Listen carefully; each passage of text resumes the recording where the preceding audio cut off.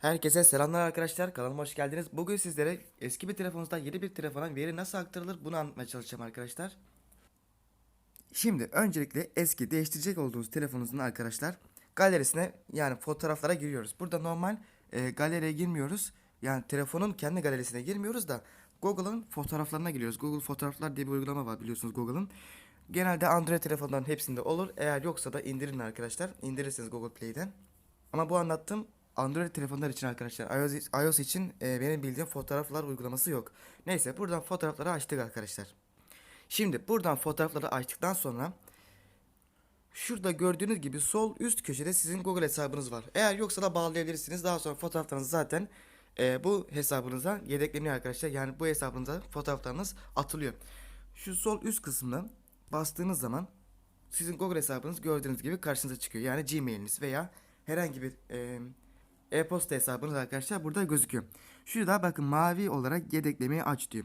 Buradan yedeklemeyi aç dediğiniz zaman arkadaşlar fotoğraflarınız kendi e-posta hesabınız arkadaşlar veya Gmail'inizi ikisi de aynı şey zaten yedeklenmiş oluyor. Ve böylece siz yeni aldığınız telefondan kendi bu e-postanıza girdiğiniz zaman tekrardan zaten bu e-postanıza girdiğiniz için Google Fotoğraflar uygulamasında sizin bütün fotoğraflarınız, videolarınız arkadaşlar gözükecektir.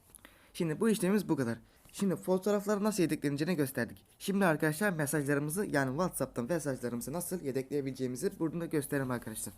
Öncelikle WhatsApp'a giriyoruz. Evet, WhatsApp'a girdikten sonra sol üst köşede 3 nokta var. Şuraya bir kez tıklıyoruz arkadaşlar ve ayarlar yazıyor en altta. Ayarlarda tıkladıktan sonra şurada sohbetler yazan bir bölüm var. Şu tarafta görmüşsünüzdür zaten. Buraya bir defa basıyoruz ve aşağıda sohbet yedeği diyor arkadaşlar. Buna bir kere bastığımız zaman burada son yedekle falan filan geliyor arkadaşlar buradan. İsterseniz yedekle diyerek kendi manuel olarak arkadaşlar şu anda yedekleyebilirsiniz. Ya da isterseniz Google Drive'a da yedekleyebilirsiniz. Şurada Google hesabınızı seçtikten sonra arkadaşlar mesela Google Drive yedekle. Yanlış hatırlamıyorsam Google Drive'da 15 GB'lık gibi bir yedekleme hakkınız bulunuyordu. Ücretsiz yani. Burada yedekleme bağlantısını Wi-Fi veya mobil veri olarak ayarlayabiliyorsunuz arkadaşlar. Daha sonra şurada Google hesabınızı seçiyorsunuz. Burada isterseniz videoları dahil et veya videoları dahil etme gibi seçenekleri seçebilirsiniz arkadaşlar. Bu tamamen size kalmış. Veya isterseniz burada direkt yeşil yazıyor gördüğünüz gibi buraya yedekle diyerek yedekleyebilirsiniz arkadaşlar. Şimdi WhatsApp mesajlarının da nasıl yedekleneceğini gösterdiğimize göre şimdi geldi arkadaşlar son olarak rehberdeki insanlar nasıl yedeklenir. Şimdi rehberimize giriyoruz. Her telefonda rehber vardır. Rehberimize girdik. Sonra tekrardan bakın sağ üst köşede 3 nokta var. Şuraya bir kez tıklıyoruz arkadaşlar ve burada ayarlar yazıyor. Ayarlara bir kere tıkladık. Bakın şurada içe dışa aktar yazıyor. Şurada gördünüz mü bilmiyorum ama görmüşsünüzdür. Kişi yönetiminin altında arkadaşlar içe dışa aktar. Buraya bir kere tıklıyoruz. Bakın burada bir sürü içe aktarma seçenekleri var. Veya dışa aktarma seçenekleri de var gördüğünüz gibi. İsterseniz Bluetooth ile içe aktarabilirsiniz.